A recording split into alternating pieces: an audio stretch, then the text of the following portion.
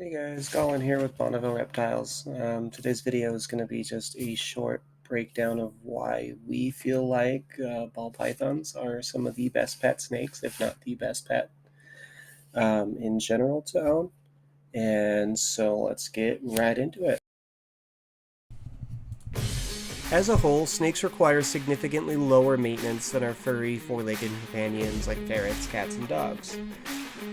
However, ball pythons are even low maintenance by reptilian standards. They do not require much attention from their owners to thrive and have fairly low food costs. Their small stature also makes them easy to accommodate in small dwellings such as apartments and those little cute tiny homes. It also makes them a little bit easier to handle. You only need to worry about feeding your ball pythons once every week, or even every other week as they get older. This is so much nicer than feeding a cat or a dog. There are even some reptiles that require daily feeding. So the fact that you only have to feed them once a week, or again every other week, really makes things kind of nice. Eating them frequently isn't just great for cutting down on food costs, but also means that your ball pythons use the little snake's room a lot less, which also equates to less cleaning for you. Said no one in a complaining tone ever. So this means that if you travel, you don't need to worry about your snake getting fed. A pet that you don't need to hire a sitter for, where can you go wrong with that? Unlike other snakes that need to become accustomed to being handled or easily stressed by it, ball pythons are surprisingly accepting of physical contact with their owners. They like to be handled, they like to be out, and most of the time, unless they're mid-shed or about to shed or have even just recently eaten, they're going to be pretty excited about being picked up, draped around your shoulder, draped around your hand depending on the size, and just walking around and going about your daily life with you. That being said, when you first bring a new ball python home, please leave it in its enclosure for a week to just help acclimate it to its new surroundings and its new home.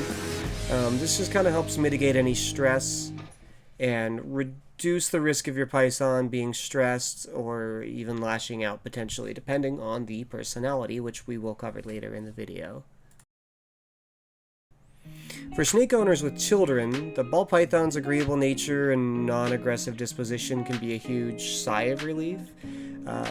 Me and Marie aren't planning on having any children, but we do have children in our lives that want to handle snakes, so it is nice to know that we don't have to worry about them handling the snake and being aggressive and lashing out at the child. Snakes born and raised in captivity are typically well adjusted to being handled and being out, and they're fairly well socialized depending on the breeder and where you get them from. Ball pythons curl into a ball, hence their namesake, rather than bite when they are agitated. So that means that you can poke and prod them, and 9 times out of 10 they're just gonna right into a little ball. So even if you do get bitten by a ball python, it's nothing deadly or lethal. They don't have any venom or toxins that are released when they do bite you, because they are constrictors at the end of the day. So even though they are harmless, children should still be supervised.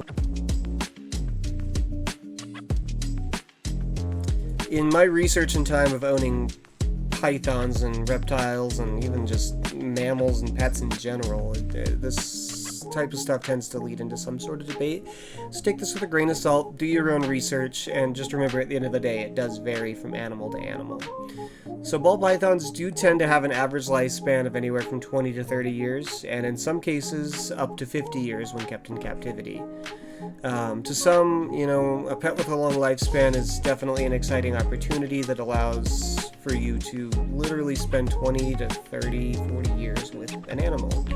It really is something that's comforting, and it's part of the appeal to us here at Bonneville Reptiles. We don't like losing animals. We have randomly lost ferrets, we have randomly lost fish that were healthy the night before, and you wake up and they've passed on. And so that makes things kind of hard. And that's not to say it doesn't happen with ball pythons. We recently just purchased a tank from someone here locally, and the reason she was getting rid of this tank was because her ball python just randomly died overnight. All the conditions were being met. It was being fed, it was eating, it was drinking, and it just suddenly passed on. So that is something to keep in mind. You're not guaranteed 20 to 30 years, just like with any other animal. So just keep that in mind. So, your life is stable and you feel confident that your circumstances will allow you to keep a 40 plus gallon terrarium, then a ball python might actually be a good fit for you. Alright guys, thank you so much for tuning in. Yes, I did change clothing in the middle of editing. I had to take a shower. It's been a Monday. But thank you guys so much for tuning in, and we look forward to seeing you in the next video. Remember, if you enjoyed the video, liked the content, please make sure to leave a like, comment, and subscribe. Otherwise, you guys all have a great week, and we will see you later.